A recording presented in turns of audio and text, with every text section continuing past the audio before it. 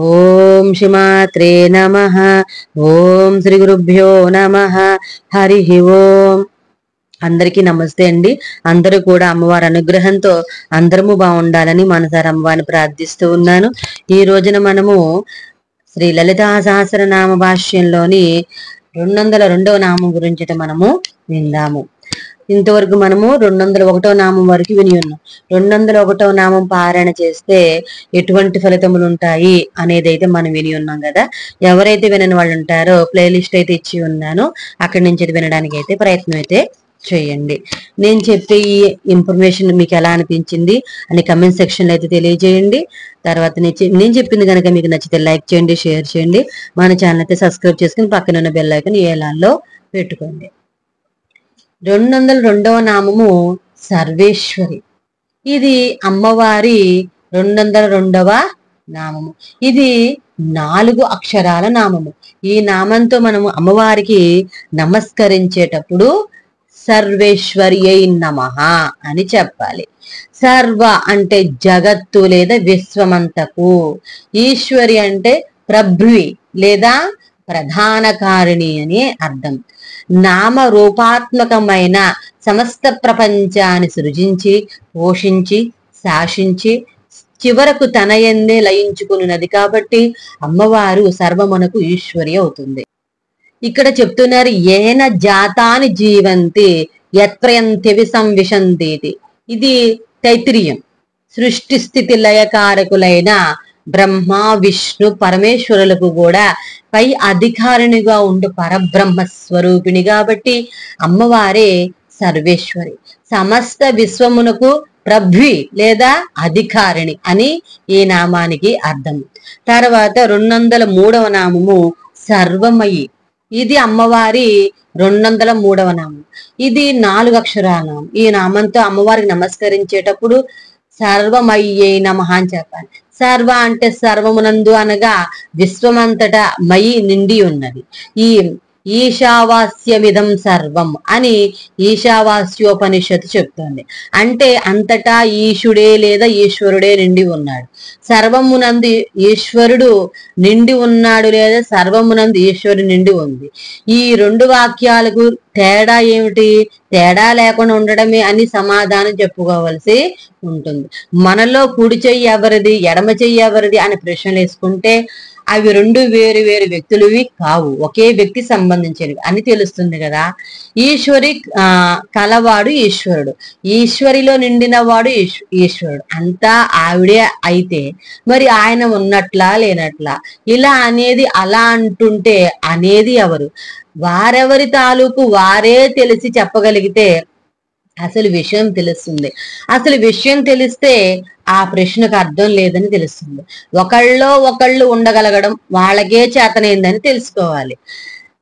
సృష్ట్యా తదేవాను ప్రావిశ్యత్. తైత్తిరీయం. మనుష్యులు తాము సృష్టి చేసిన వస్తువుల్లో అనుప్రవేశం చేయగలరు. గడియారాన్ని తయారు చేసి ఆ గడియార అంతటిలో మనం ఉండలేం కదా. కానీ భగవంతుని సృష్టి అలాంటిది కాదు. ఈ ప్రపంచంలో అన్ని సృష్టించి అలా సృష్టించిన అన్నింటిలోనూ అనుప్రవేశం చేసి తానే నిండి ఉంటాడు అనిపై ఉపనిషద్వాక్యానికి అర్థం. మనం మన గృహాలకు యజమానులు అనవచ్చునేమో గాని ఈశులం కాలేము.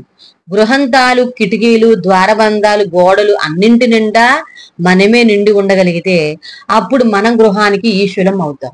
పంచదార చిలుకకు పంచదార ఈశుడు అవుతుంది, మంచుగడ్డకు హెచ్చుటూ ఈశుడు అవుతుంది. అలా అన్నమాట. ప్రస్తుతం నామం అయిన సర్వమయి అనే నామాన్ని కూడా అలాగే అర్థం చేసుకోవాలి. అమ్మవారి సర్వము అయినప్పుడు సర్వమునందు అమ్మవారు కాక ఇంకేముంటుంది అంటే అమ్మవారి ప్రపంచానంతటికి ఉపాదాన కాలం అన్నమాట. సర్వం కిల్విదం బ్రహ్మ అన్న వాక్యానికి కూడా ఇదే అర్థం. సర్వమునందు నిండి ఉన్నది అని ఈ నామానికి అర్థం. తర్వాత 204వ నామము సర్వమంత్ర స్వరూపిణి. ఇది అమ్మవారి యొక్క 204వ నామం. ఇది 8 అక్షరాల నామం. ఈ నామంతో అమ్మవారికి నమస్కరించేటప్పుడు సర్వమంత్ర స్వరూపిణ్యై నమః అని చెప్పాలి. సర్వ అంటే అన్ని, మంత్ర అంటే మంత్రములను, స్వరూపిణి అంటే తన స్వరూపముగా గలది. మన నాత్ త్రాయతే ఇది మంత్ర, మన్ నాత్ త్రాయతే ఇది మంత్ర అని మంత్రపదానికి నిర్వచనం. మననము చేసిన కొలది రక్షించేదాని మంత్రం అంటారని దీని అర్థం. నిరంతర శ్రవణ స్మరణ మననాల వల్ల ఉపాసకుని రక్షిస్తూ చివరకు ఉపాస్య దేవతా స్వరూపంగా మార్చగలిగే వర్ణ సంపుటాన్ని, అక్షరాల కూర్పును మంత్రము అనవచ్చును. షడామ్న్యాయ మంత్రాలు, రశ్మిమాలా మంత్రాలు, అష్టోత్తర శతనామ సహస్ర నామాది మంత్రాలన్నింటి స్వరూపం అమ్మవారే. సాధారణంగా వేదాల్లో ఉండే వాక్యాలను మంత్రాలు అంటారు. ఇవి రుక్కులు, సామలు, యజస్సులు, ఇవి 3 విధాలుగా ఉంటాయి. ఈ 3 విధాల మంత్రాలు అమ్మవారి స్వరూపాలే. వాస్తవానికి వేద వాక్యాలే మంత్రాలు కానక్కర్లేదు. మంత్రాల లాగానే ప్రభావం చూపే మామూలు అక్షరాలు, మాటలను కూడా మంత్రాలు అనవచ్చు. అయితే మామూలు మాటలైన వేద మంత్రాలైనా మామూలు అక్షరాలతో రూపొందించబడినవే, కానీ మంత్రాలకు బీజాక్షరాలకు వేరే అక్షరాలు ఉండవు. అన్ని రకాల అక్షరాలకు మూలమైన అక్షరాలను మాతృకావర్ణాలు అంటారు. ఇవి సంస్కృతంలో 32 ఉంటాయి. అమ్మవారు మాతృకావర్ణ రూపిణి. ఈ మాతృకావర్ణాల గురించి మనము 25వ నామైన శుద్ధ విద్యాంకురాకార జుద పంక్తి ద్వయోజ్వల అన్న నామము వద్ద విపులంగా మనం చెప్పుకున్నాం. అన్ని మాటలు, అన్ని మంత్రాలు అక్షరాలతోనే రూపొందించబడాలి కాబట్టి అన్ని అక్షరాలు మాతృకావర్ణంతోనే రూపొందింపబడ్డాయి. కాబట్టి ఆ మాతృకావర్ణాలు అమ్మవారి స్వరూపమే కాబట్టి సర్వమంత్రాలు అమ్మవారి స్వరూపమే అవుతాయి. మనిషిలో ఎన్నో రకాల శక్తులు ఉన్నా ఆ శక్తులన్నింటికి సంబంధించిన మనిషి ఒకడే. అంటే మనిషి ఒక్కడే శక్తులు ఎన్నైనా ఉండవచ్చును. అలాగే అమ్మవారు ఒకటే, మంత్రాలు ఎన్నైనా ఉండవచ్చు. ఏ మంత్రమైన అక్షరాలతోనే రూపొందించబడుతుంది. ఒక్కొక్క అక్షరానికి ఒక్కొక్క ప్రత్యేకమైన ధ్వని, ఒక్కొక్క ప్రత్యేకమైన అర్థం ఉంటాయి. ధ్వని నాదాత్మకమైతే అర్థం జ్ఞానాత్మకం. అమ్మవారు నాదరూపిణి, జ్ఞేయ స్వరూపిణిగా స్వరూపిణి కూడా కాబట్టి సర్వమంత్రాలు అమ్మవారి స్వరూపమే అవుతాయి. సృష్టికు ఇంకా ఏర్పడినప్పుడు అయ్యవారే ఉంటారు. అయ్యవారు ఉచ్చరిస్తే అమ్మవారు అనే సృష్టి ఏర్పడుతుంది. ఉచ్చరించి ఆ అయ్యవారిని సూచించే అక్షరము ఉచ్చరింపబడేది అమ్మవారు. దీని 2 భాగాలు ఉన్నాయి. ఉచ్చారణ, ఉచ్చరింపబడేది అని 2 ఉంటే గాని అమ్మవారు ఏర్పడు. ఇలా ఏర్పడే అమ్మవారిని సూచించే అక్షరాలు 2 అక్షరాలే, ఉ మా. ఈ 2 అక్షరాలు ఉచ్చారణ శక్తిని, మా వైఖరి ధ్వని ద్రవ్యాన్ని సూచిస్తాయి. అంటే అక్షరాన్ని ఉచ్చరించడానికి కావాల్సిన శక్తిని సూచిస్తే ఉచ్చరించగా ఏర్పడే భౌతికమైన వైఖరిని, ధ్వనిని మా సూచిస్తుంది. అయ్యవారికి సంబంధించిన ఆ అక్షరం ప్రజ్ఞను సూచిస్తుంది. అయ్యవారు అమ్మవారి కలిసి సృష్టికి సంబంధించిన బీజం ఏర్పడుతుంది. అంటే ఈ భావన అక్షర సంకేత పరంగా మా, ఆ మలు, ఆ మా కలిస్తే ఓం ఏర్పడుతుంది అనే విధంగా అర్థం చేసుకోవాలి. ఈ ఓంకారమే నాదం, సృష్టికి మూల బీజం. నాదం వ్యక్తమవడానికి సహకరించేదే శ్వాస. ఈ శ్వాసలు ఉచ్ఛ్వాసం సోతోను, నిశ్వాసం హంతోను సూచించబడ్డాయి. ఈ సోహంలో స్ ప్లస్ ఓ ప్లస్ హు ప్లస్ 0 అని 4 భాగాలు ఉన్నాయి. వీటిలో స్ ప్లస్ హు హల్లులు ఓంకారం, ఓ 0లు అచ్చులు. అచ్చులు ప్రాణాన్ని, హల్లులు దేహాన్ని సూచిస్తాయి. కాబట్టి ఈ శ్వాసలు సోహంలో ప్రాణప్రదమైంది ఓ ప్లస్ 0 ఓంగా తీసుకోవాలి. స్వరపేటికల మధ్య నుండి నాదం బయట భౌతికంగా వ్యక్తం అవ్వాలంటే వాటి మధ్య రాపిడి తప్పదు. ఈ రాపిడి వల్ల పుట్టేది అగ్ని బీజమైన రేఫం. దీన్నే వృషభం అని కూడా అంటారు. దీనిలో ఆంగ్లంలో ట్రిల్ అంటారు. ఈ రేఫం సహకారం లేకపోతే నిశ్వాసాత్మకమైన వాకు బయటకు వ్యక్తం కాదు. అయ్యవారి నేపథ్యంలో శక్తికి ద్రవ్యానికి మధ్య హోమం జరిగితే బీజాక్షర వాంగ్మయం ఆవిర్భావం చెందుతుంది. ఈ హోమాలు శక్తి ద్రవ్యం శక్తిగాను ఉభయ మార్గాల్లో మారుతూ ఉంటాయి. రక్తసారాలైన శుక్రశ్రోణితలాల మధ్య ఈ హోమం జరిగితే భౌతిక సృష్టి అంటే సంతానం జరుగుతుంది. అంటే పై లోకాల్లో అగ్ని ఎలాంటిదో క్రింది లోకాల రక్తం అలాంటిదని గుర్తుంచుకోవాలి. పై లోకాల నుండి అగ్నికి సంబంధమైన దుర్గాదేవి ఆవిర్భవిస్తే క్రింది లోకాల రక్తానికి సంబంధించిన రక్త బీజుడు పుడతాడని చెప్పడం. ఇందుకే శరీరంలోని అగ్ని, ఉష్ణం, రక్తము ఈ రెండు కూడా అగ్ని తత్వగ్రహాలైన రవి, కుజల చేతనే సూచించబడతాయని జ్యోతిషశాస్త్రంలో చెప్తూ ఉంటారు. శ్రీ విద్యుల అక్షర సంతతికి కూడా గోత్రాలు ఉన్నాయి. ఉదాహరణకు హ అంటే హంసల కాదు, ఆ, హ, క, ఘ, క, ఖ, గ, గ ఇవి కర్దమ గోత్రోద్భావాలు. స, ష, చ, ఛ, జ, ఝ ఇవి ఆనంద గోత్రోద్భవాలు. తర్వాత త, థ, ద, ధ, న ఇవి చక్లీత గోత్రోద్భవాలు. ఈ శ్రీ సూక్త ఫలశ్రుతిలో ఆనంద, కర్దమ, ఇచ్చవ, చిక్లీత ఇది విశ్రుతాహ అన్న వాక్యాన్ని ఇక్కడ సమన్వయపరుచుకోవచ్చును. ఇంకా ట, ఠ, ఢ, ఢణ ఇవి భార్గవ గోత్రోద్భవాలు. ఈ భార్గవ గోత్రులకు ఉండే పెంకితనం వాటి ఉచ్చారణలోనే తెలుస్తుంది. అందరికీ సాధారణ వదనంలో 2 కళ్ళు ఉంటే ఈ భార్గవ గోత్రానికి చెందిన భృగు మహర్షికి అరికాళ్ళలో కూడా కన్ను ఉంటుంది. వీటిలో ఉచ్చరింపబడే అమ్మవారిని భార్గవి అంటారు. వీటిని ఉచ్చరిస్తుంటే పుట్టిన వెలుగు తెల్లగా ఉంటుంది. ఆ వెలుగునే భర్గహ అంటారు. గాయత్రి మంత్రంలోని భర్గహ అంటే లక్షణం కల వెలుగు. మాతృకా వర్ణాలు వివిధ రకాల కూర్పుతో అక్షరాలు ఏర్పడితే ఆ అక్షరాల అనుబంధంతో బీజాక్షరాలు ఏర్పడ్డాయి. ఉదాహరణకు విందాము. హ ప్లస్ స్ ప్లస్ ఓం సుమ్ హయగ్రీవ బీజాక్షరం. ఉస్ ప్లస్ హు ప్లస్ ఓం సౌహ్మ్ వీరభద్ర బీజాక్షరం.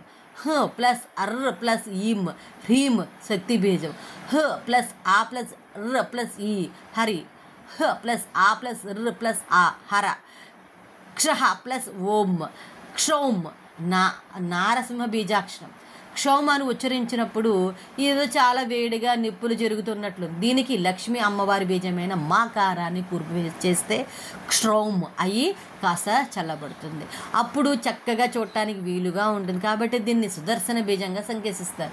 ఈ మంత్రవాంగ్మయంలో శైవ వైష్ణవ వైషమ్యం ఉండదు. వీరిలో ఒకరిపై ఉండే పెచ్చు మీరిన దురభిమానం చచ్చుతనానికే మచ్చుతునక అవుతుంది తప్ప హెచ్చుతనానికి దారితీయదు. ఉచ్చరింపబడగా వచ్చిన అమ్మవారిలోంచే అన్ని అక్షరాలు, పదాలు, వాక్యాలు, మంత్రాలు వస్తాయి. కాబట్టి అన్ని మంత్రములను తన స్వరూపంగా గలది అని ఈ నామానికి అర్థం అన్నమాట. 205వ నామము సర్వయంత్రాత్మిక. ఇది అమ్మవారి 205వ నామము. ఇది 6 అక్షరాల నామము. ఈ నామంతో అమ్మవారికి నమస్కారం చేసేటప్పుడు సర్వయంత్రాత్మికాయై నమః అని చెప్పాలి. సర్వ అంటే అన్ని, యంత్ర అంటే దేవతా శరీర యంత్రములకు అని అర్థం. ఆత్మిక అంటే స్వరూపంగా గలది అని అర్థం. యమించువానిని అంటే యంత అని, నియమించువాని నియంత అని, యమింపబడిన దాన్ని యంత్రము అని అంటారు. యంత్ర పదానికి ఉన్న ఈ అర్థాన్ని బట్టి శరీరంలో పనిచేసే అన్ని భాగాలు కూడా బయట పనిచేసే పరికరాలు, పనిముట్లతో పాటు యంత్రాల కిందకే వస్తాయి. బయట మనం సాధారణంగా చూసే యంత్రాలన్నీ కూడా గతిశక్తి లేదా స్థితి శక్తుల మీద ఆధారపడి పనిచేస్తాయి. యాంత్రిక శక్తి, ఉష్ణశక్తి, విద్యుత్ శక్తి, ఆవిరి శక్తి, ధ్వనిశక్తి, వికిరణ శక్తి మొదలైన శక్తులన్నీ కూడా ఈ 2 రకాల శక్తులు ఏదో ఒక దాని క్రిందకు వస్తాయి. అమ్మవారు పరాశక్తి, శక్తి స్వరూపిణి కాబట్టి శక్తి మీద ఆధారపడి పనిచేసే యంత్రాలన్నింటికి అమ్మవారు ఆత్మ లాంటిదే అవుతుంది. ఇక మానవ శరీర నిర్మాణాన్ని పరిశీలిస్తే ఎన్నో యంత్ర వ్యూహాలు ద్యోతకమవుతాయి. శ్వాస ప్రక్రియకు ఒక ముక్కు, 2 ఊపిరితిత్తుల కూర్పు ఒక యంత్రం.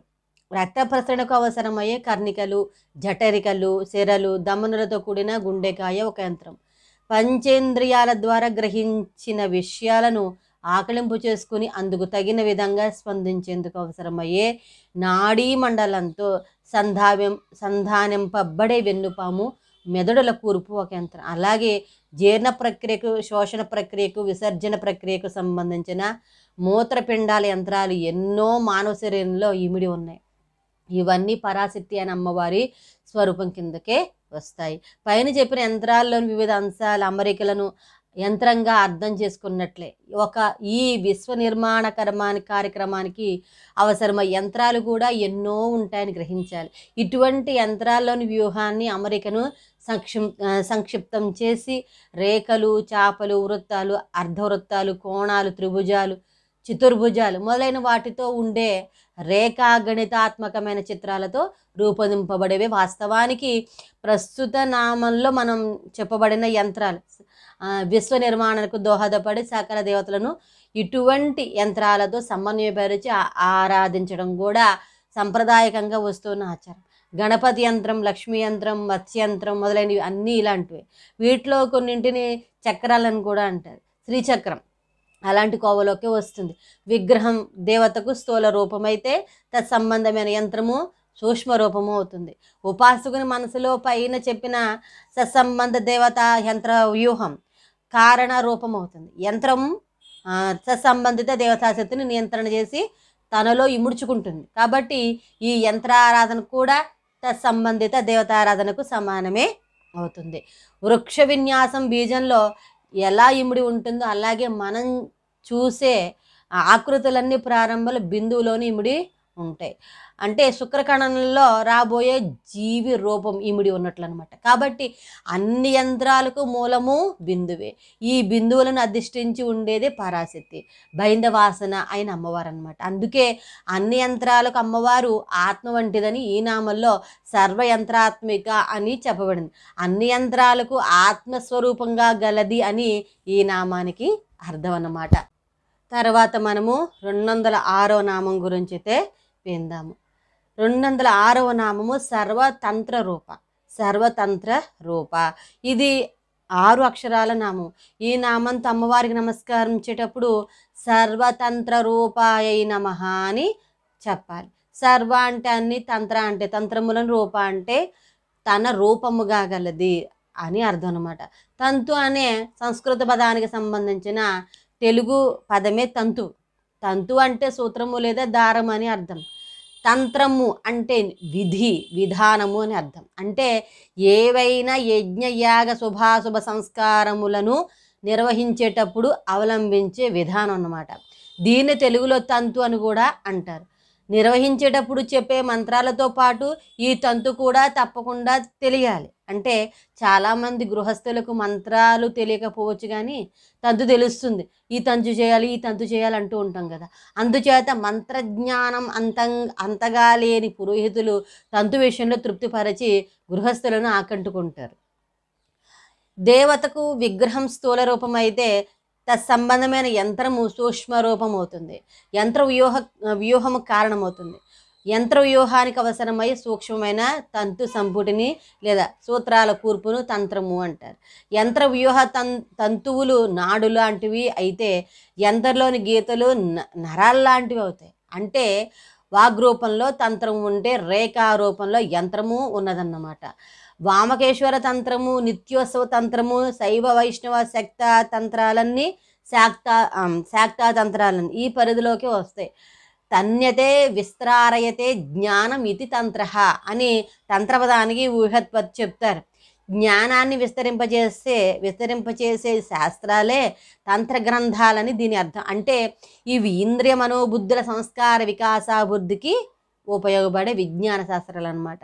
చిదగ్నిగుండ సంభూత అయిన అమ్మవారు జ్ఞాన విగ్రహ, జ్ఞాన జ్ఞేయ స్వరూపిణి. జ్ఞాన జ్ఞేయ స్వరూపిణి కాబట్టి జ్ఞాన సంబంధమైన తంత్ర గ్రంథాలన్నీ అమ్మవారి రూపానికి చెందినవే అవుతాయి. అసలు అమ్మవారి సర్వతంత్ర అనే నామం కూడా ఉంది. ఇక్కడ ఆ నామ వివరణ వచ్చినప్పుడు సౌందర్యలహరిలో ఆదిశంకరులు తెలిపిన చతుష్టష్ట్యాతంత్రై స్వతంత్రేతే తంత్రం అన్న 31వ శ్లోకము విషయాలను కూడా వివరించడం జరిగింది, మనం విన్నాం. ఈ తంత్రాలు ఒకటి సాత్విక, రాజసిక, తామసిక అని 3 విధాలుగా ఉంటాయని భగవద్గీతలో చెప్పి ఉన్నారు. యజంతే సాత్వికా దేవాన్ యక్ష రాక్షసి రాజసాహ ప్రేతాన్ భూత గణశ్చన్యే యజంతే తామసా జనాహ. అన్న శ్లోకము 17వ అధ్యాయం 4వ దాంట్లో చెప్పబడుతుంది భగవద్గీతలో. సాత్వికులు వేదోక్త దేవతలను, రాక్షసులు యక్ష రాక్షసాదులను, తామసికులు భూత ప్రేత పిశాచాదులను పూజిస్తారని ఈ శ్లోకం యొక్క అర్థం అన్నమాట. అయితే సాత్వికులను తంత్రాలని, రాజసికులను యామళాలని, తామసాలను డామరాలని అంటారు. అన్ని తంత్రాలను తన రూపంగా గలది అని ఈ నామానికి అర్థం అన్నమాట. తర్వాత నామము 207 మనోన్మణి. ఇది 4 అక్షరాల నామము. ఈ నామంతో అమ్మవారికి నమస్కరించేటప్పుడు మనోన్మన్యై నమః అని చెప్పాలి. మన అంటే మానవ స్థితిలో, ఉత్ అంటే మేల్కాంచిన, మని అంటే మననము చేయబడినట్టి ఆమె అని అర్థం. ఈ నామంతో ఉత్ ప్లస్ మని ఉన్మని అవుతుంది, కానీ మనస్ ప్లస్ ఉన్మని మనోన్మని కాదు, సంధి కుదరదు. కాబట్టి మనోన్మనిలో ముందు ఉన్నది మనస్సు పదం కాదు, అది మననమునకు సంబంధించిన పదం. ఈ మననము అన్న పదానికి మూలధాతు నా. ఈ ధాతువు నుండి వచ్చిన పదమే ఆమ్నాయము. ఒక్క మారుగా ఒక్క స్థితిలో దర్శనమివ్వడాన్ని ఆమ్నాయము అంటారు. ఆంగ్లంలో దీనిని రెవల్యూషన్ అంటారు. ఈ పదానికి శృతి అని అర్థం. స్మృతి అనే వేరే పదము ఉంది, దాని ఆంగ్లంలో రీకలెక్షన్ అంటారు. స్మృతి అంటే అంతకు పూర్వమే ఉన్న విషయం తిరిగి జ్ఞప్తికి రావడం. అభిప్రాయంతో నిండి ఉన్న మనసు దుమ్ము పట్టిన అద్దం లాంటిది. దుమ్ము పట్టిన అద్దం ఎంతవరకు ఉపయోగమో అభిప్రాయాలతో నిండి ఉన్న మనసు కూడా అంతవరకు ఉపయోగం. మనకు ఉదాహరణ చెప్తాను. వంటింట్లో పొగ చూరిన బల్బును చూపించి ఎలక్ట్రికల్ బల్బు అంటే ఇదే అని అంతకు పూర్వం దాని గురించి తెలియని వాణిని చూపిస్తే వాడు ఎలక్ట్రికల్ బల్బు అంటే అలాగే ఉంటుందని అనుకుంటాడు. నిజానికి బల్బు అలా పొగచూరి ఉండదు కదా. అలా కాకుండా స్వచ్ఛంగా అంటే ఏ విధమైన ఇతర అభిప్రాయాలు, ఇతర ఆలోచన లేదా వృత్తులు లేకుండా ఉన్న చిత్తంతో మననం చేస్తూ ఉన్నప్పుడు మననం చేయబడేది. అంటే మననం అంటే మనలో మనం దాన్ని అనుకోవడం, 10 సార్లు దాని గురించి మనం వల్లె వేసుకోవడం. ఒకసారి మెలకు వచ్చినట్లు దర్శనమిస్తే అలా మేలుకాంచి దర్శనమయ్యేది అని ఈ నామానికి అర్థం అన్నమాట. సర్వవృత్తుల నుండి మరల్పబడిన మనస్సు ఆత్మయందు లయముందునప్పటి నుంచి స్థితి మనోన్మని అవుతుంది. ముందప్పటి నుంచి స్థితి మనోన్మని అవుతుంది. శృతులు అంటే వేదాలు అని, శృతులు అంటే వేదాలు అన్ని ఋషులకు ఇలా దర్శనమైనవే, అందుకే వాటిలో పొరపాట్లు ఉండవు. దీన్ని బట్టి ఈ నామము అమ్మవారు శృతి స్వరూపిణి అనే రహస్యార్థాన్ని కూడా సూచిస్తుంది. అమ్మవారి స్తోత్రాలను ఈ మనోన్మని స్థితిలో చెయ్యాలి. అంటే నామాలను మనసుకు అర్పించడం కాదు, మనసును నామాలయందు అర్పణ చెయ్యాలి అని అర్థం అన్నమాట. రుద్ర సూక్తంలో ఈ మనోన్మన ప్రసక్తి వస్తుంది. ఎక్కడంటే వాసుదేవాయ నమోజ్యేష్ఠాయ మనోన్మనాయ నమః అని శివుని పంచముఖ ధ్యానం చేసేటప్పుడు వస్తుంది. భ్రూమధ్యం నుండి శిరస్సు ఉపరితలం మీదుగా అంటే నుదురు మీదుగా పైకన్నమాట, మధ్య పాపిట త్రోవలో పోతూ ఉంటే మాడు వస్తుంది. దీన్నే బ్రహ్మరంధ్రము అంటారు. ఈ బ్రహ్మరంధ్రానికి క్రిందుగా ఉండే స్థానాన్ని మనోన్మని అంటారు. దీన్ని రుద్రుని యొక్క వక్త్రము అంటే నోరు అని కూడా అంటారు. ప్రాపంచిక మనస్సు లయమయ్యే చోటు ఇదే, అందుకే దీన్ని మనోలయ స్థానము అంటారు. ఇది శివశక్తి ఐక్య స్థితిని సూచించే ప్రదేశం. మనోన్మని అనేది ఒక రకమైన ముద్రా లక్షణానికి స్థితికి కూడా పేరు. ఈ స్థితిని గూర్చి చెప్తూ ఉన్నారు.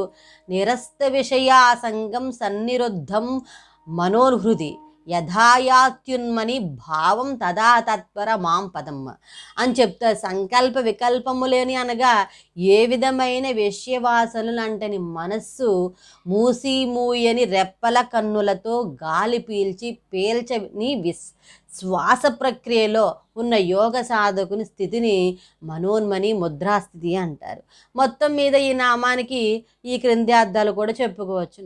మనస్థితి మననస్థితిగా మననస్థితి రాగా, మననస్థితి రాగా దాని నుండి మేల్కాంచిన మననము చేయబడినట్టి ఆమె అని అర్థం.